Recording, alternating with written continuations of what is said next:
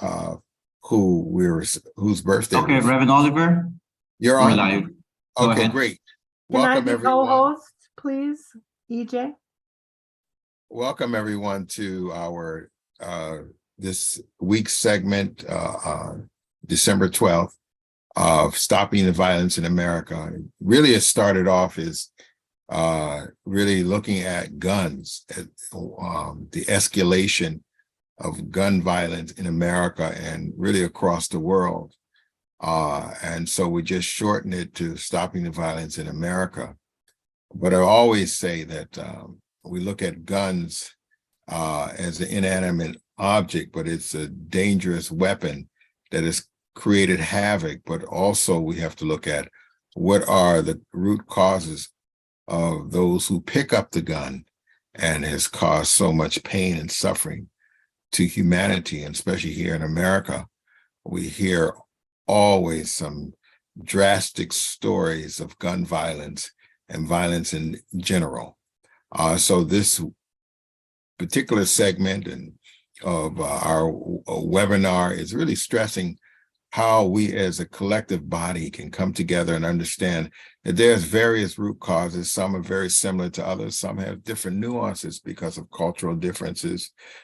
Some are stemming from different areas, of life experiences or life traumas that people do go through and have been through that has caused them to wreak havoc in the area of violence, and thus picking up a gun and using it in such a heinous manner. So we're just really grateful for all the wonderful speakers that we've had. But yet last week we had this week's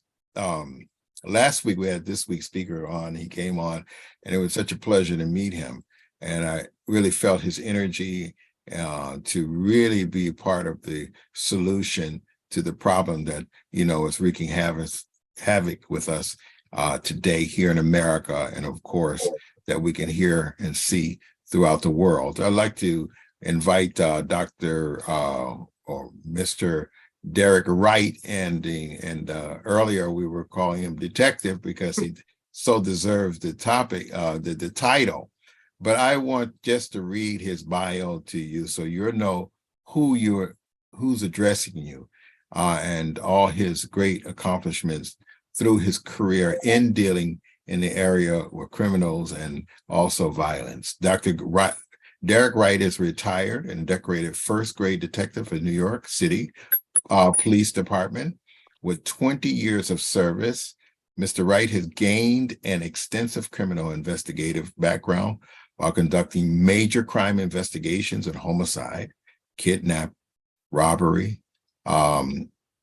assaults, felony assaults, forgery, fraud, identity theft, burglary, narcotics, including but not limited to buy and bust, and long-term investigation involving criminal consortium. Mr. Wright excelled in undercover police operations, affecting over 700 illegal narcotics and weapon purchases while in the Organized Crime Control Bureau. Due to his extensive knowledge of narcotics-related investigation, surveillance, and high conviction rate, Derek Wright was declared an expert witness by King County and New York Supreme Court.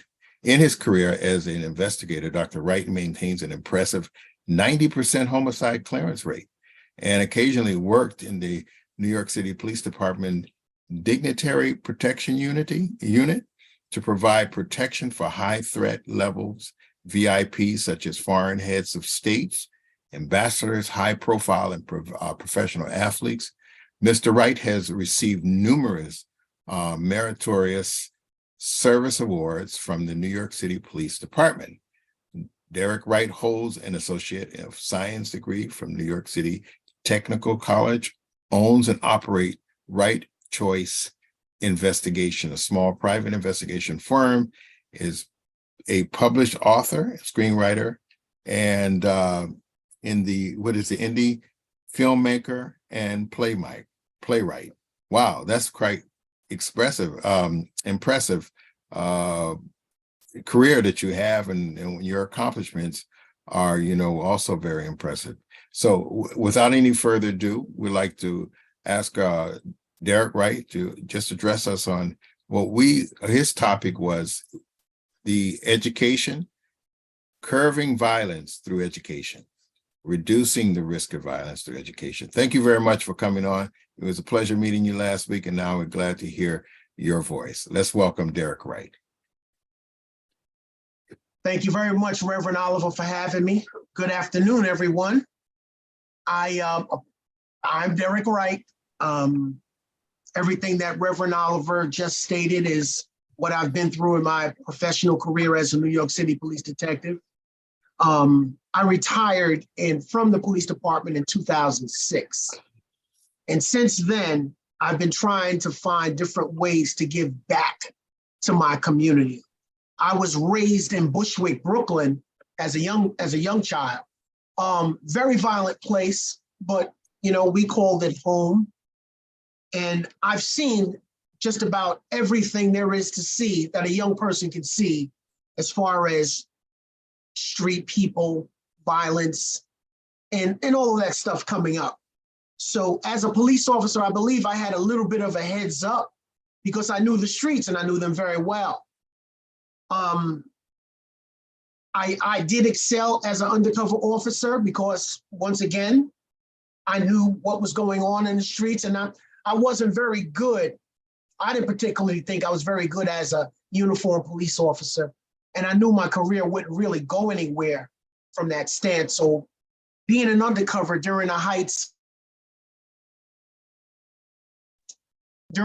of New York's crack epidemic, it was very dangerous, but I was very young, and probably the most fun, if you could believe it or not, that I've had in the police department. So from there, I got to see different things that were now evolving on the street as far as violence. During my day, not a whole lot of drug dealers were ready to use their guns, and everyone had them. Mind you, everyone pretty much that I approached on the streets in the mid 80s, early 90s had a gun on them. But not a lot of them were willing to use that weapon because they knew how strict New York City's gun laws were. And I have to say, most people back then were quote unquote businessmen. So they weren't really too eager to use weapons. All of that's evolved. After I got out of the Narcotics Bureau in '93, I went to the Detective Bureau, where now I'm investigating shootings. I left Manhattan North and went back to Brooklyn, and they put me in the belly of the beast, so to speak. And black on black crime was absolutely ridiculous. Every night, someone got shot. I was in the 67th precinct in East Flatbush, Brooklyn. The first year that I was there in 1993, we had 70 homicides in just that precinct. I live in Peekskill, New York right now. We have one homicide every 2 years. That's the difference. Young people in those days were using their weapons more foreigners using their weapons. But the 70 homicides in the 6-7 precinct in 1993 pales in comparison to what's going on today. Shootings are tenfold. Young people with weapons, and exotic weapons, I should say. It's not just 38s anymore. These young kids are making ghost weapons. They're buying semi-automatic weapons with high capacity magazines, and they have absolutely no knowledge on how to fire a weapon. So they're basically just putting a gun above their head and letting them go. That's why we're seeing that children, women, innocent people are just being shot on the street, walking back and forth to their everyday. So after retirement, what me and my business partner, was my best friend in the New York City Police Department, we decided to do was to give back to the community. We started a business called Leverage, where we go into inner city high schools and speak to their seniors about to go to college, college-minded, college-bound kids, and those that were interested in education and doing more. And we give them our Get Home Safely program. Now, Get Home Safely program, I have a life-size cutout of a New York City police car. It's made of cardboard, and a life-size cutout of a red Mercedes-Benz. We place them on a stage in front of, say, 300 kids. I've rigged a voice box, a siren. We have a flashing red light. We'd pick one of the kids from the audience and put them behind the wheel of the Mercedes. And we had mock uniforms, and we'd pull them over, so to speak, in front of everyone. And we give them two separate sets of police officers. Because, about a decade ago, we had a rash of different police officers around the country that were involved in questionable shootings. I try not to judge too much from the outside. I try not to judge other cops because Looks good. you have to actually be there to really know what they were going through or what they were feeling. So I try not to judge. I stay away from judgment. But after all the facts have come out, we all have to admit that some of these shootings were horrendous on the part of the police officer. But what we also have to consider is that sometimes the person shot plays a role in their being victimized. Sometimes, not all the time. So what we have to consider is our children, our young people are uneducated on how they should deal with the police in a tense situation. So that's why we do this exercise. We want to make these kids uncomfortable in this auditorium. We want them to make mistakes. And prayerfully, everyone that's around listening won't make that mistake that they made with us when on the street and get pulled over by police. So we pull them over in this exercise, and we really get in their face. We speak harshly to them. We want to make them uncomfortable. And the mistakes that they made, afterward, we will record, and we tell them how to avoid making that mistake again on the street. And sometimes the mistakes are not just by young people. Sometimes we take the young people's parents, who were also in the audience, and put them behind the wheel of the car. And they made similar mistakes. And as we've seen from our history, slight movements in the presence of a tense police officer could mean your life, and they were all doing it. Oh, well, let me get my phone up. That would get you shot. Oh, let me do this, no. We tell them exactly what to do, and we stressed respect. Now, this officer could have a bad day. He could be very uncourteous and very discourteous and speak to you harshly and curse at you. Your job is to get home safely. That's your job. That's job number one. Now, mind you, sometimes officers are very, very nasty and disrespectful to you, but your job is to remain composed, follow directions. Yes, sir. No, sir. Yes, ma'am. No, ma'am. Ask for permission before you move. And, you're recording all of the things that this person's saying, mentally. And later on, you'll have the opportunity to fight that fight.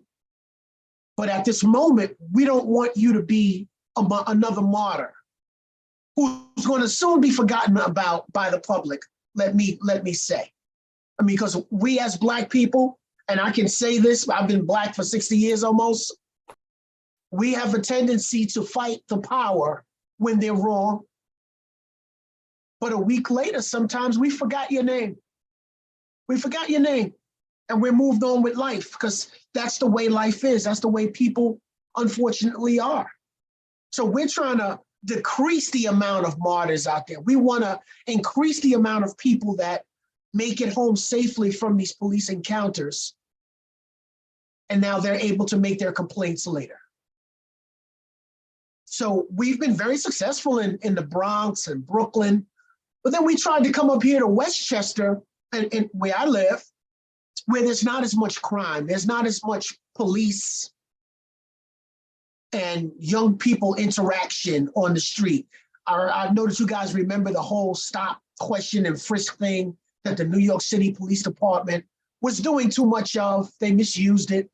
Stop, question, and frisk is a very valuable police tool, but somehow this younger generation of police officers misused it. So they outlawed it. And with now bail reform in New York City, no more stop, question, and frisk. It's a madhouse. I have to tell you guys, where I do realize that bail reform was necessary because Black and brown people over the history of our lives have been mistreated in court, mistreated by the criminal justice system. It's true. It's 100% true. But just saying now that you could basically do anything slight of a homicide or a rape or a serious assault and then now walk free, it's not a good thing. It's not a good thing. People that live in urban cities, that live in Brooklyn, that live in the Bronx, that live in Queens, that live in neighborhoods in Staten Island, they know who the criminals are. They know who the kids are that are robbing older people and shooting up the neighborhood. And sometimes when those people get arrested, they feel relieved. Yes, they finally got them, only to see them the next day. There's no more repercussions for violent behavior. And I think that, there's a whole lot of people that say, oh no, bail reform has nothing to do with it. Those are not the people that live in these crime-ridden neighborhoods. People that live in these crime-ridden neighborhoods know that since bail reform came into effect, walking to a neighborhood store could mean your life now. Young people are just walking around with guns and letting them go. What's the answer to that? We try to, from what we've been doing at Leverage, we've noticed that a lot of the young people that we've spoken to stay out of the criminal justice path. They're not getting arrested. They're going to school. They actually call us years later and say, thank you for, what we've spoken to them about. They've seen it firsthand and they're doing good things with their lives. Do I have the answer to how do we stop street violence with people who think that that's the only life that they can lead? I can't really say that I do. I can't really say that I do. But I know that just allowing them to, or allowing people to shoot guns and hurt people and then get arrested and they're free the next day, that's not the answer. That's not the answer. So we have Leverage, and my wife and I have a dance school in Westchester. She's actually had the business before she and I met. And when we got together, I purchased a piece of property and she turned it into her dance school. And I can honestly say hundreds of young people come through her doors, mostly girls, a couple of boys. None of them are involved in crime. One girl had a teenage pregnancy. About between 8 and 12 of the young women that were dancing with her are now dancing in college. And I'm saying all this to say, I think we need to occupy our kids' free time a little bit more. I think that that's the direction we need to go to curtail some of this crime and some of the stuff that we're seeing on the streets. I'm looking around in the room. I think that we're all basically from a similar age range. They had all kinds of different opportunities for me to participate in sports when I was younger that kept me off the street. We've gotten away from that in the inner city. There are no more after-school programs. There are no more night centers. There are no more Bible-based play centers like I was involved in. And now you're giving these kids a whole lot of free time on their hand. So if they're not playing video games up in the house, they're standing on street corners and trouble is waiting for them. So we have to get back to having something for them to do. Oh, that's it for me. If you guys have any questions, feel free. I have to tell you, I'm brutally honest. I'll tell you my truth, but any questions, please feel free.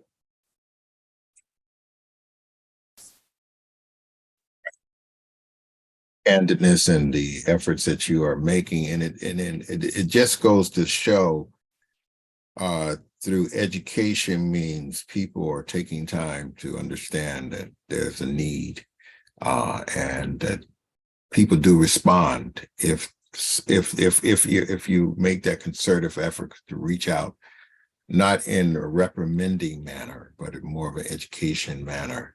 So I really agree with you. And also what you just said about because people have a lot of emotions, and sometimes they're valid emotions, but they don't know how to harness them properly. And that's when we will find them in the morgue, because they're reacting to something, and then the police officer, like you said, many times it could be his attitude or just his also valid fear of what might be a real such situation where his life is in danger. You know, it's a toss-up many times, correct? Right. Right. However, that piece with the education is so important, and helping, also when you think about that type of education, how do you contain yourself in adverse situation? It goes back to structure. It goes back to discipline, which also goes back to the whole notion of family values, those things, that how important family is. Even family doesn't have to be your immediate family, but you become the family. Your wife has become the family to those girls who were subjected to something positive, and you can see if that environment is that positive environment becomes conducive to them moving on in a positive direction, and that's measurable. You just gave us a measurable result. So I just want to open it up to anyone else. Thank you. Anyone else who have any questions to Mr. Wright? I do. Reverend Oliver. Yes, please. Hi, Detective Derrick. Thank you very much. Your presentation is excellent. I'm here in the Bronx now. I'm a chairperson of the Human Services and also a professor here at Boricua College, which you're familiar with, right down from the Borough Hall. I feel completely for what you shared. You're a man to be taken serious. I listened to your words. Your track record is excellent. And I see that you have really you understood in the 80s, because when I came here, we had epidemic with the crack, and it was very serious everywhere. My question is now, I have a couple of questions, is right now, the violence issue now in New York City has gotten worse. It's not gotten better. It's like we went through the Giuliani, we went through, now we're with Adams. And I see the issue is the violence now is very complex. It's it's not just can be resolved with the bail reform, as you mentioned. I was glad you hit that. You hit that right on the mark, because that's not the answer.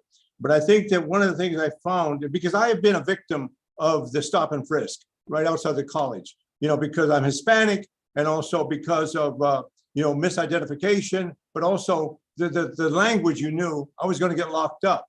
So the college took it to the precinct, and we got some dialogue going on, communications. Right now, my question is there's less presence of police. Something happened with the whole, and I'm going to say it, with the shootings all across the country, caused the police to withdraw because of being blamed as being either racial, being abusive, et cetera. It got the problem opened up, to where one of the reactions I see in the Bronx and in New York is that the police are not present. You call, you can get domestic violence, you get the police might come in an hour. They don't come right away. Something, even on the streets, there's more needles on the streets now than there's ever been. Going back to the 80s, nothing like now again. And people are distributing and I'll finish this, make it short because there's others here who want to participate. There's distribution of clean needles to folks in the parks now in front of children. So that's really, it's like we're in trouble. And I want to know what you seem to focus with this theater type. It was good. Okay, I can understand that with a high school level, with the acting out of driving and the issue of behavior and your youth. How are you looking at the parents?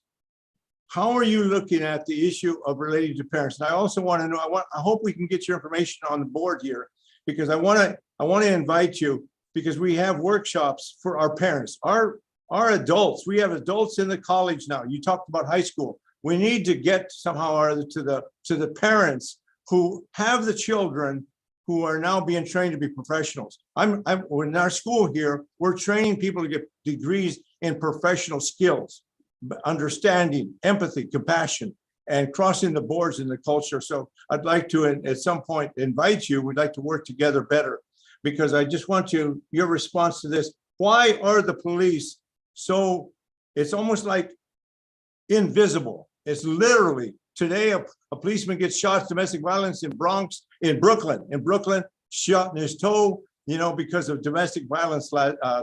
So what is your response to that?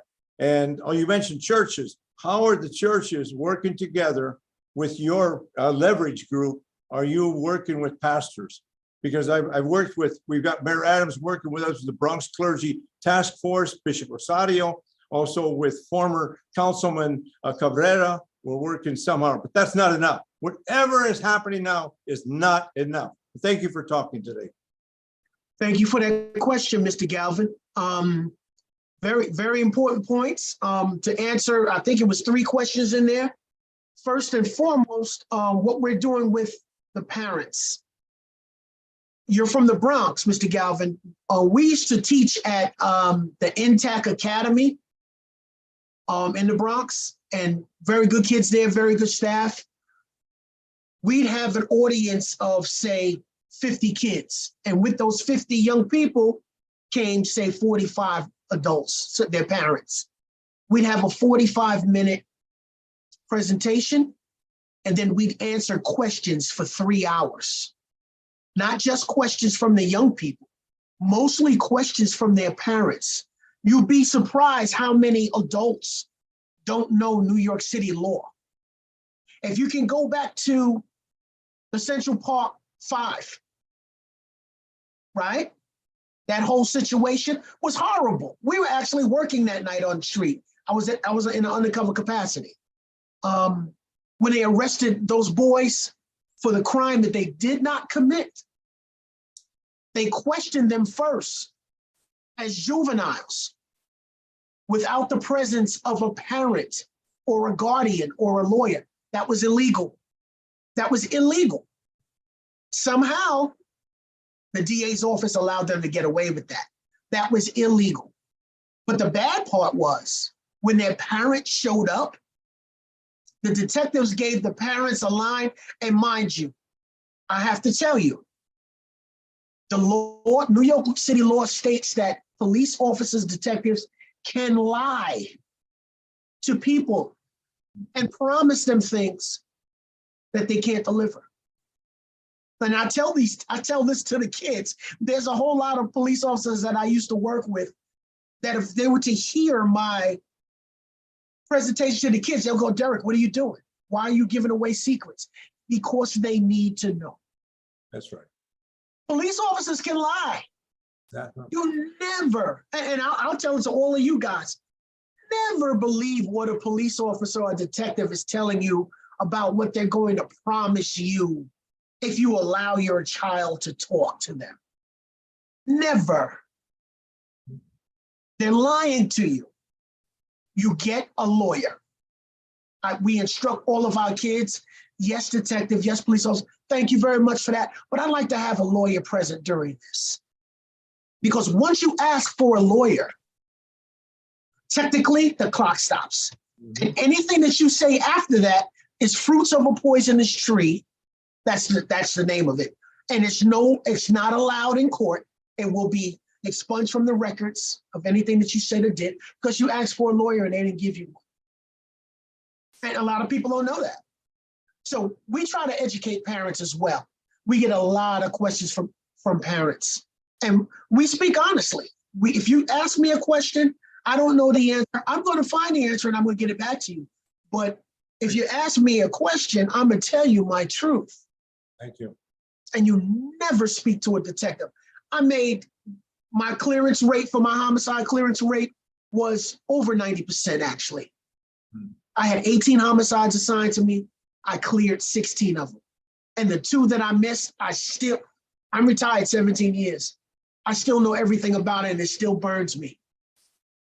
But a lot of people, a lot of young people who did some violent things came into the precinct and thought they could outwit me. And I got their confession. The DA's office got their confession. And none of Derek Wright's cases you'll ever see on TV. Oh, this person did 20 years in jail and he didn't do, not any of mine. No, I went for the truth, but I used my police knowledge and the knowledge of New York City law and procedural law to make sure my cases were clean. And that's why I'm telling you guys, never allow your people to talk to the police. As far as the clergy and the church, yes. In Westchester, we have Mount Olivet Baptist Church, and we have another Baptist church, Mount Lebanon, that we've had our presentations in. Very good audience, but mostly adults. Not a whole lot of kids. And we stress, we really want you to bring your kids, your teenage kids here, because they're the ones that's going to be affected by this. The stop, question, and frisk, the being pulled over and not having an answer for a police officer. So we stress bringing the kids there to us. And what we do with Leverage is we go to the kids. Sometimes getting a young person to come to us is very hard. So we go to where they are. We go to their schools. We go to basketball games. We go to different halls where they are, and we speak to them in a language that they can understand. Thank you. I'm going to invite you then to some of the, with the 52nd precinct, 47th precinct, different precincts in the Bronx. We're going to get you connect with the parents and the children and also some of the local leadership. If you put up your, thanks so much. I want to thank We're in the chat and we can definitely stay in. and the UPF. This has really always been a fantastic since last week. All the time, these presentations are very informative and very hopeful. Thank you very much. You're very welcome. You're mute, Reverend Oliver. Thank you, Mr. Esteban Galvan. And I like just to inform you, Dr. Wright, Mr. Wright, is that although he works in that field that he has indicated he works in, but also he has a title of Reverend also. So, All right, Mr. Yeah, so we have I don't know, Dr. Jenkins is the president of our UPF, who is the principal sponsor of this program, this webinar. I'd like to ask him to come on as well. I don't know, Bob, did you have something to say? Well, just a brief question about Yeah, a brief question before Dr. Jenkins can come on. Go ahead. the role of the public schools in mitigating the the violent culture in communities today? What was the question again? What do you think is the role of the public schools in mitigating the violent culture in urban communities today? Well, thank you for that, Mr. Sell. The public school is caught in a little bit of a quandary, I believe. They're very hesitant on bringing someone in like me to talk to the kids about what's really going on out in the world, how they really would be treated by the police officer, because they have a prior relationship with the local police departments. So they're in a little bit of a quandary there. The principal of Peekskill High School, him and I we gained a relationship, and he saw my presentation. He says, Derek, I want you to train 2,500 of our kids. Fine, when you want us to start? I want you to start in September. In August, they let him go because they knew what he was an African-American man. They knew that he was going probably beyond their boundaries with a lot of different things he was doing. And mind you, he was very successful in Peekskill High School. He, I don't know if a lot of you know about this, the sagging of the pants, where you see the young people's underwear. Mr. Arthur wasn't having that. If you came into school and he could see any color of underwear, you were going home. And if you came in another day and he saw that, you were being suspended. Why? Because it's very disrespectful. Not just to the person doing it, but disrespectful to everyone within his realm. And I believe that as well. The public school system didn't like the fact that he was doing that.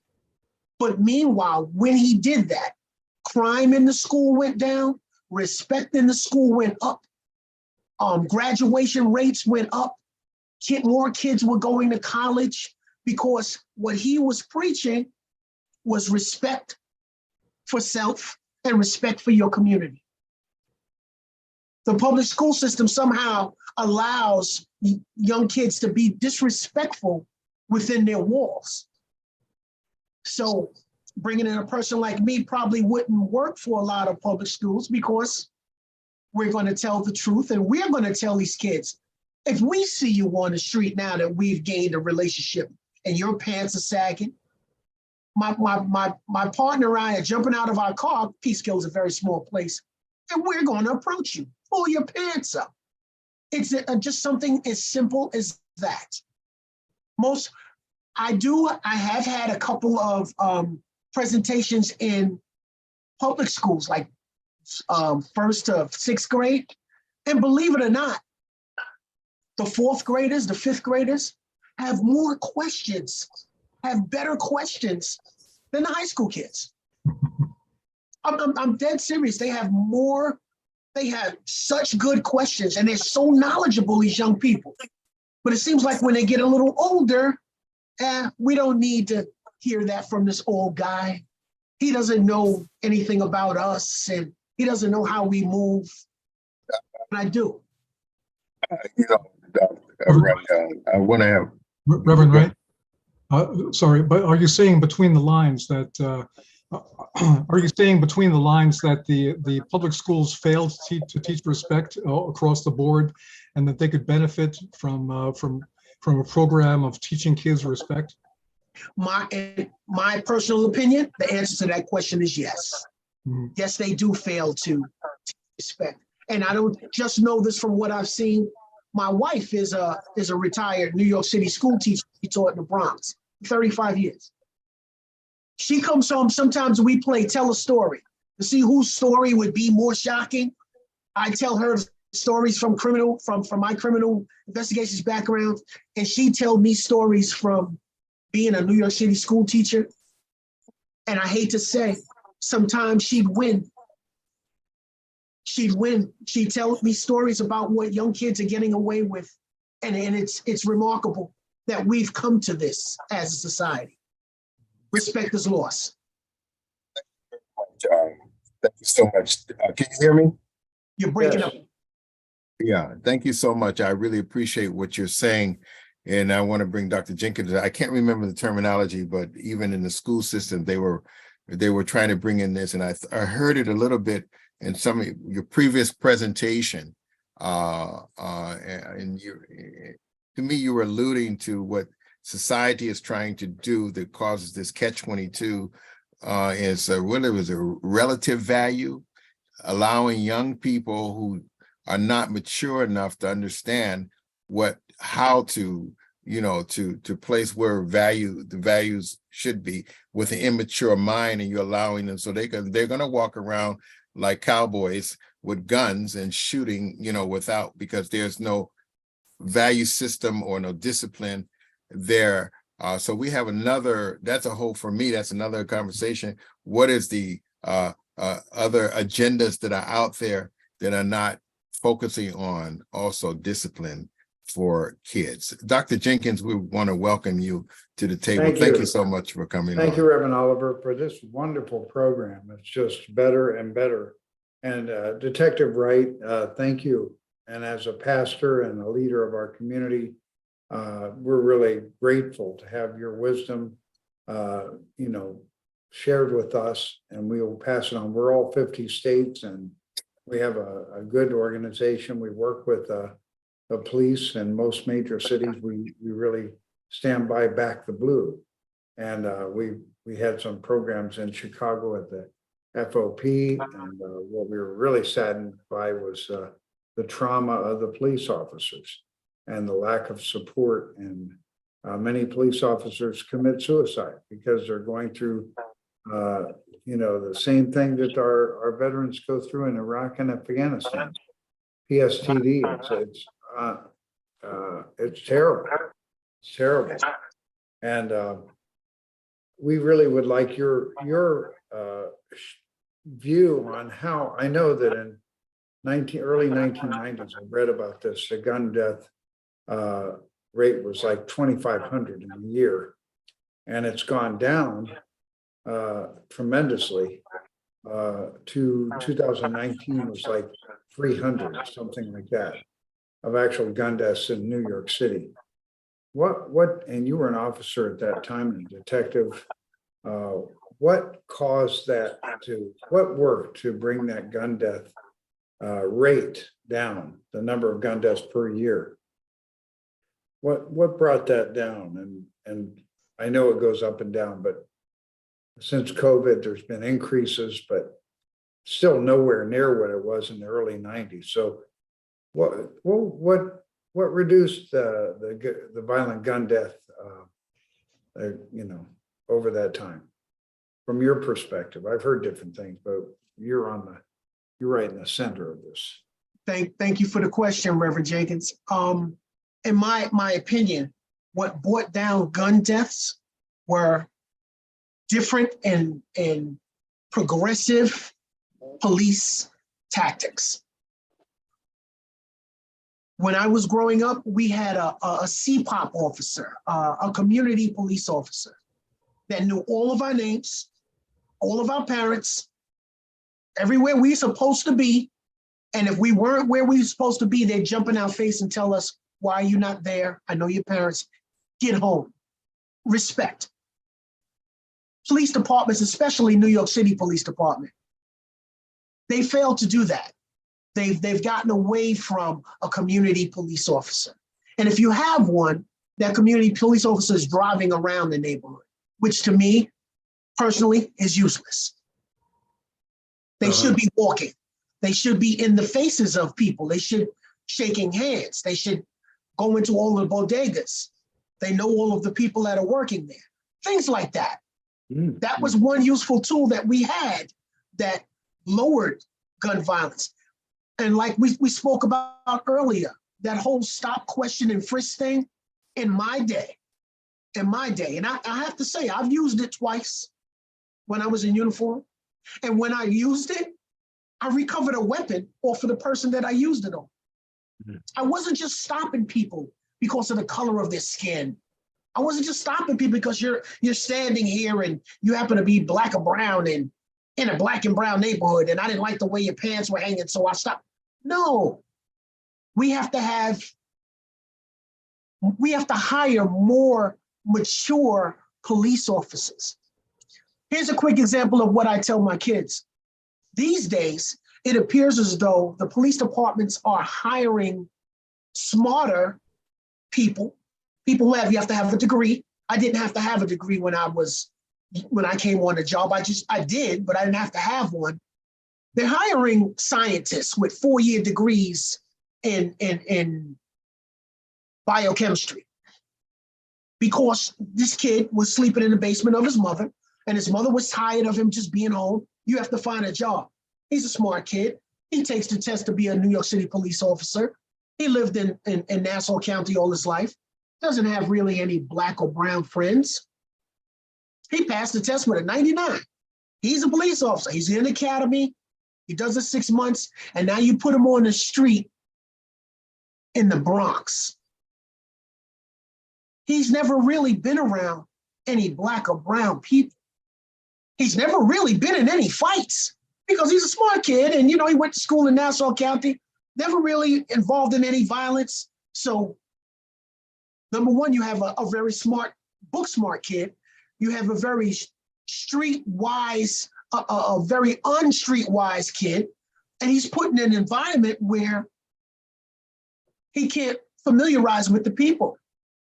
He's never really been in any fights, so he doesn't know how to use his hands, which is something that cops in my generation knew how to do. And now you're putting him in these neighborhoods where he's basically scared. But let's keep it honest, he's scared. So the first big black or brown guy comes to him and says, "Cop, I'm not moving, F you." He's stepping back on his strong leg and going for his weapon. This is what inner city kids see every day. Every day. You don't have that cop that's going to say, "Hey, Jamal, what are you doing out here? It's 10 o'clock in the morning. You're supposed to be in school."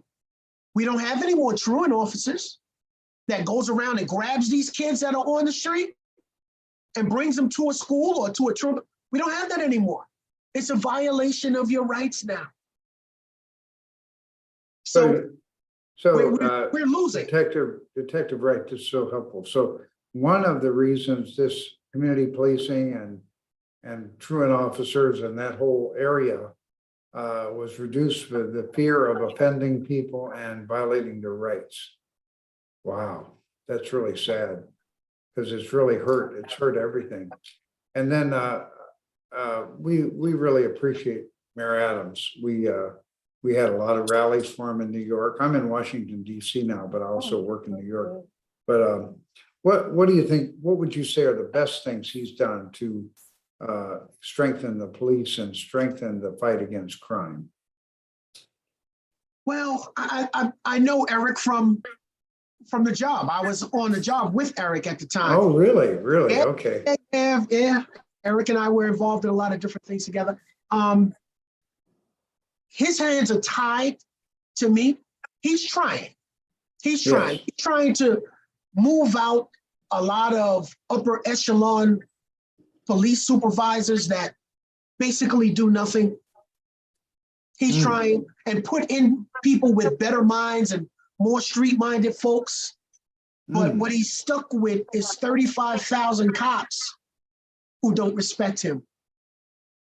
He's stuck with 35,000 cops that if he says your job is to get out on the street and prevent crime, they're going to try to find any way possible to call in sick, to back away from doing their jobs. Because if you look around the country now, if we're being honest, there have been times when police officers have shot innocent, unarmed folks, went to trial, and got away with it. But now we're starting to see a little bit of a change in that dynamic. Cops are being a little bit more held responsible for what they do. So when an active police officer sees a police officer from another town or his town get arrested, and go to jail for something that they felt he was supposed to do, they're going to back off from doing their job.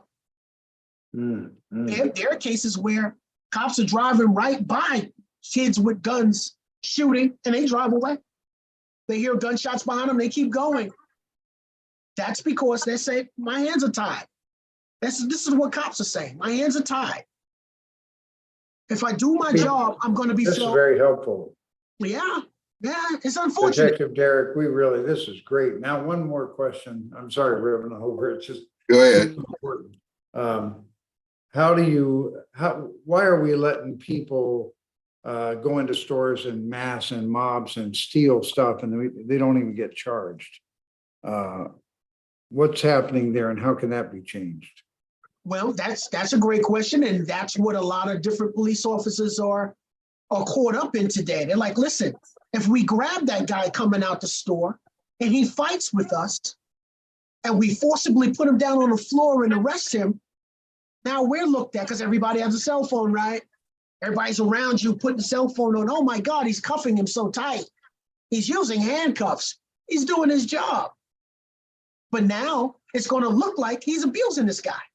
And that same guy that you said goes into the CVS and steals all the children's Tylenol, he's been doing it for the last 6 months.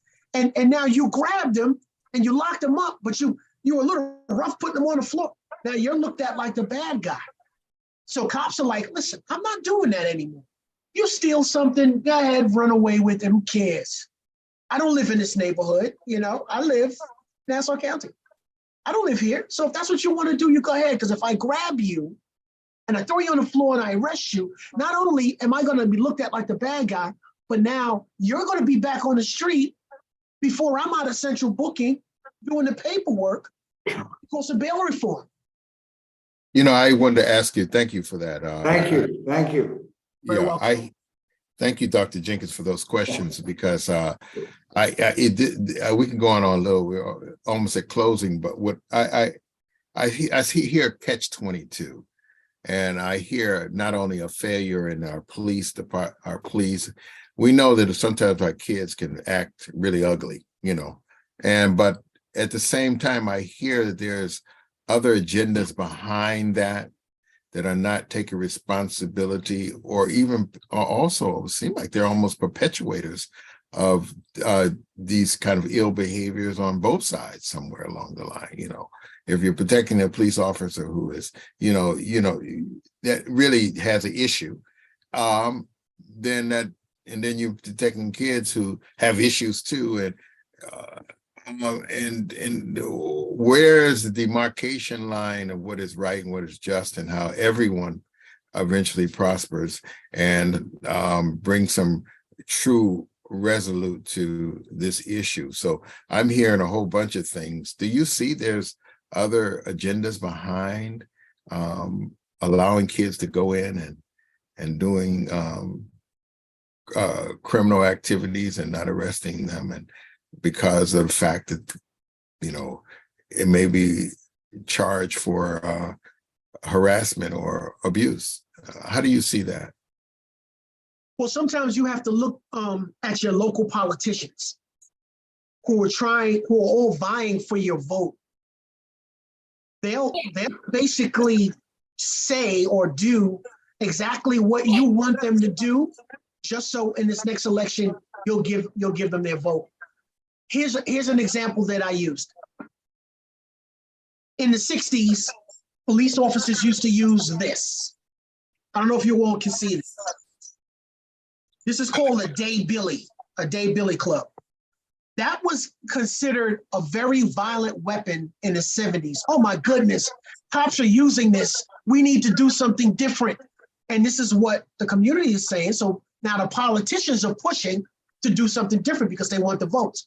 We no longer want the New York City Police Department to use this. As you can see, mine is brand new from 1986. I've never used it. We went to this. Do you see this? This is called a nightstick, but this is the wood that's made with this nightstick is unbreakable. So you could really strike someone with that. After we saw what happened in California, when the cops were standing around beating that man, his name escapes me right now. We had to get away from that. You can no longer use that. That's unconstitutional. Rodney King. There you go, Rodney King.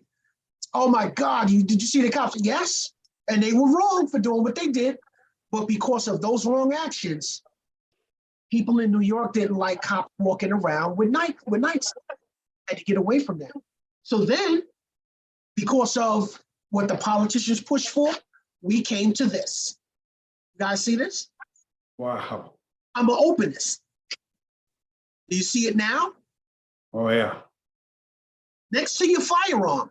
This is the most deadly weapon on a police officer's person. This thing is vicious. And this is what we've come to. So sometimes there are people out there that are going to push to do certain things that, because nobody wants to be a police officer, but everyone wants to tell you how to do your job. That's probably the basis behind police officer inactivity today. No one wants the job. Everybody wants to tell you how to do it. But this is stuff that's happened. Yeah, thank you. I appreciate that. As we go ahead and close, I would like to ask anyone else that would like to ask a last question. I know Susan Nishio has a plethora of information here. If she wanted just to share just a little bit of that, and then we can go into closing. Susan. Thank you. My fundamental concern is that if you're going to help the kids, you need to help the parents as well, as much as possible, whenever it is possible, because those parents are the ones that will love their children. They have the best interests of the children in mind if they can get beyond their own problems. Granted, that's not always easy. But, you know, if you tell the kids you've got bad parents, what does that make them? You know, that doubles their burden. Also, anything that you do with parents, and you've seen this with your own programs, whether it's music, martial arts, dance, or anything that allows them to express something, people are running around frustrated. It's not fair. I mean, isn't that the first thing a 3-year-old says or a 2-year-old says? And then you run into a policeman or administrator or a politician. They've got one set of rules that makes them the bully, and you've got no recourses. But if they are touching the better part of themselves, their creativity, if they're building relationships with people of integrity, then they've got a different trajectory than take the shortcut, because that might be the only cut you'll ever get. No, the longer route is the developmental route, and it takes elders, parents to stabilize them through the ups and downs, because there's always ups and downs, failures and successes. And so that's my quick take on this. I put some of it in the chat, so it's kind of redundant. And that was my thought. Thank you, Susan, for that. Can I reply to that, Reverend Oliver? Sure, please. Yes, we do speak to the parents, and actually during our lessons and our outings, we give our personal cards out, and you'll be surprised how many of the parents actually call us when their kid gets in trouble. And we've actually responded to precincts, and they're like, Derek, they're only arresting my son because he's Black. They're only arresting my son because he's Puerto Rican. And then we go, because of our past ranks, we're able to talk to the commanding officers and find out what the crimes were, what the evidence is. And we'd have to come back to some of those parents and go, no, man, they're not arresting your son because he's Black. They're not arresting him because he's Puerto Rican. They arrested him because he raped someone. And they have evidence of that. And that's sometimes the hardest thing to say. But what I've grown up with in my 60 years, and my business partner as well, is it takes a village to raise a child. So we're all involved. Whenever, they call us and we can get there, we go and we try to help in any way that we can. Sometimes help is, at this point, impossible. But we try to assist parents with children because we all know that all of them are not good. And sometimes it doesn't make a difference how many parents are in a household. I hear people say that all kids that come from one parent households, they're not as good. That's not always true. In my experience, you could have two parents going to work in that household every day, making sure these kids have everything and more than what they had, because that's what we do as parents today, right? We try to work hard to give our kids more than what we had, but sometimes we do that to a fault. And now their kids are at home by themselves, tearing the streets apart, doing all kinds of stuff. And what I like about what you're doing, Derek, is when you contact the parents and it looks like their heart is totally broken, you know, there is that moment after the mistake. And, you know, everybody may cut the kid off. Even the parents may want to cut the kid off. But in the long run, the parents are still there. They're there after the mistake. And that is where true judgment of hope, faith, and character lie. That's the message in the Bible. Amen. So, you know, keeping that kind of connection with the parents is your great wisdom, and I appreciate what you're doing. Thank you. Thank you. Thank you, Susan. Thank you, Derek.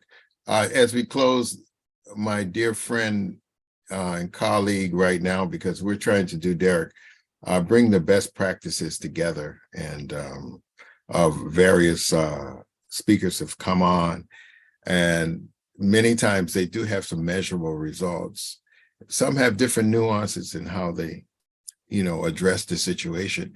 But when we can bring them all together and they can, as a consortium, then they can help those who are doing similar stuff or those who need to apply that as well, even across the country. So we're trying to figure out a way how we can just be a catalyst, because I can't invent the wheel that has already been invented, but what we can do is be a catalyst to bring some change. Dr. Madeline, if you take 2 words as we close, we're glad to hear from you, because we're working together to put that particular consortium together. Greetings, Reverend Oliver. Thank you so much for, again, sharing this platform. And I want to go back to, Dr. Derek in reference to the school system and the young man that was helping the school system, and he was actually removed from his position. The greatest fear, one of the greatest fears of America is the African-American male finding out who he is, standing in his true identity as a king. When we're speaking to young people, if we show them respect, they'll give respect back to us. It sounds very mythical right now because of everything that's going on. But with Dr. Derek speaking, he's made it very clear. Him and his wife are working with children every day. So all children aren't bad. We do have some good children out here in the community, and some of the bad children have just been misdirected. So as we become parent educators and continue to work with parents and speak into these young people's lives, the change will come. Thank you. And that actually, thank you for that, because that's the very excellent concluding remarks, Mr. Wright, because your topic was, you know, reducing violence through education. And education comes from the community, education comes from the parents, education comes from, you know, uncles and aunts out there who care. And so we thank you so much for coming on. We look forward to working with you. We want to thank Robert Selly, Bob, and Susan Nishio, and then of course Dr. Jenkins and Galvin, my dear brother Galvin, for his conservative remarks. And we look forward to working with you. I will stay in contact with you, and I hope you stay in contact with Mr. Galvin as well for what he's doing in your neck of the woods in New York City. and New York State. I want to thank everybody again for coming on. It's always been a pleasure. We learn a lot. And it's interesting. Everybody has a slight nuance of how they're addressing this issue, but I think we need to all come together as a consortium or a resonating voice with the unique platforms that we bring that has measurable changes in reducing violence, and thus people will stop picking up those guns and wreaking havoc in our communities. Thank you so much, everyone. God bless you, and we will see you next week. Thank you. Thank you. Bye-bye. I left my information in the chat. If anyone needs anything, please feel free to give me a call. Thank you, sir. Thank you guys for having me. I'll be calling Thank you. you. Detective Thank you. Brown. Thank you. That was Merry excellent. Detective Christmas. Derek. Thank you. Yeah. Thank you, Dr. Jacob. Reverend Oliver. Wonderful. Thank you, Thank Reverend you. Oliver. Awesome. All right, we will talk. God bless. God bless. Thank you. Content is priceless. Mhm. Awesome. Merry Christmas. Have a blessed weekend. Thank you. You Thank too. you. Dr. Alexander, you too. All the best to you and your lovely family. Thank you. Same to you as well. To everyone. Be safe out there. Thank you. Stay warm. Good to see you, Leslie. Thank you. Thank you so much. Good to see everyone. Yeah, this is a beautiful presentation. Teaching Yeah. respect. Yeah, very Yeah, good. awesome. Mm. We can just get back to the basics, get back to what we were taught as children. Mhm. That's right. That's right. Yes. Mhm. Yes. That's absolutely true.